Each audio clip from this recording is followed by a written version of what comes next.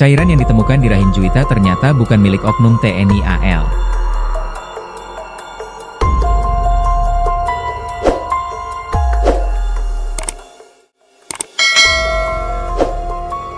Cairan tubuh yang ada di rahim jasad jurnalis asal Banjarbaru, Juwita, 23, ternyata tidak cocok dengan terdakwa pembunuhan oknum TNI AL Kelasi 1 Jumran.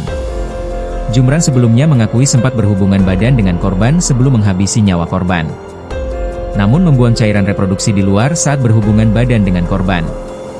Hal itu diketahui berdasarkan hasil tes deoksiribonucleic acid, DNA, yang disampaikan saksi ahli forensik dari RSUD Ulin Banjarmasin, Kalimantan Selatan, Dr. Mia Yulia Fitrianti, SPFM kepada Majelis Hakim di ruang sidang Antasari Pengadilan Milter I06 Banjarmasin, Kota Banjarbaru, Senin, 19 Mei 2025. Tes DNA ini diajukan oleh penyidik ke laboratorium forensik. Terhadap terdakwa diambil sampel air liur dari dinding pipi dalam, lalu sampel dibawa untuk diuji dan dicocokkan dengan temukan cairan yang sebelumnya saya ambil dari rahim korban, kata Mia, dikutip dari Antara, Senin malam. Terkait alasan sampel yang diambil bukan cairan reproduksi terdakwa, tetapi justru air liur, Mia menegaskan bahwa itu tidak ada pengaruh terhadap hasil tes karena dalam hal ini yang diambil adalah kecocokan DNA, sehingga antara sampel cairan mani dan air liur tetap ada korelasi dalam dunia forensik. Meski DNA milik terdakwa tidak cocok dengan temuan cairan tubuh di rahim korban, menurut Mia, tidak menggugurkan fakta bahwa terdakwa memang melakukan hubungan badan sebelum menghabisi nyawa korban. Saat gelar perkara, terdakwa mengakui berhubungan badan dengan korban. Terdakwa juga mengaku membuang cairan reproduksi di luar saat berhubungan badan dengan korban, ungkap Mia.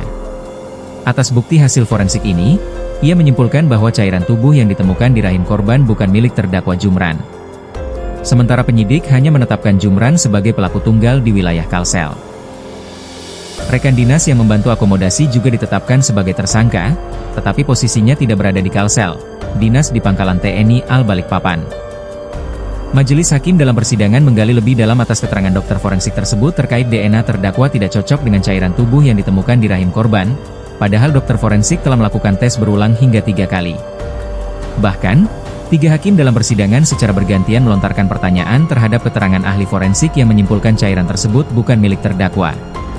Setelah memeriksa ahli forensik sebagai saksi ke-9, Majelis Hakim memeriksa 2 saksi tambahan yang mengetahui terdakwa meninggalkan bukti kendaraan mobil usai menghabisi nyawa korban. Selanjutnya, Majelis Hakim mengagendakan sidang lanjutan pada Selasa, 20 Mei 2025, dengan agenda pemeriksaan terdakwa Jumran. Diketahui, peristiwa pembunuhan terjadi di Jalan Trans Gunung Kupang, Kelurahan Cempaka, Kecamatan Cempaka, Kota Banjarbaru, dan jasadnya ditemukan warga tergeletak di tepi jalan sekitar pukul 15 WITA, bersama sepeda motor miliknya yang kemudian muncul dugaan menjadi korban kecelakaan tunggal. Korban bernama Juwita, 23, bekerja sebagai jurnalis media dalam jaringan daring, lokal di Banjarbaru dan telah mengantongi uji kompetensi wartawan, UKW, dengan kualifikasi wartawan muda. Warga yang menemukan pertama kali justru tidak melihat tanda-tanda korban mengalami kecelakaan lalu lintas. Di bagian leher korban terdapat sejumlah luka lebam, dan kerabat korban juga menyebut ponsel milik Juwita tidak ditemukan di lokasi.